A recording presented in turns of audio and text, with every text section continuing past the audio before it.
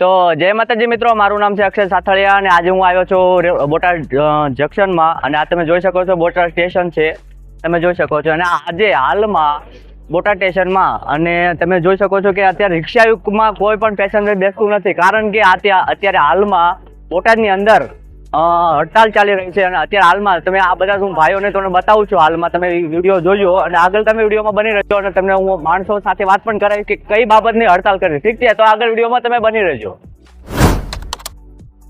મિત્રો તમે જોઈ શકો છો બધા હાલીને જઈ રહ્યા છે,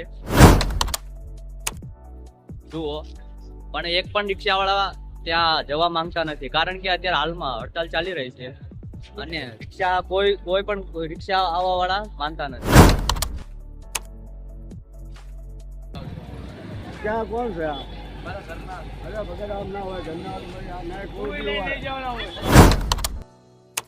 कोई ना हो मुंबई आया मुंबई ना हो ठीक है मैं लेवा हमारा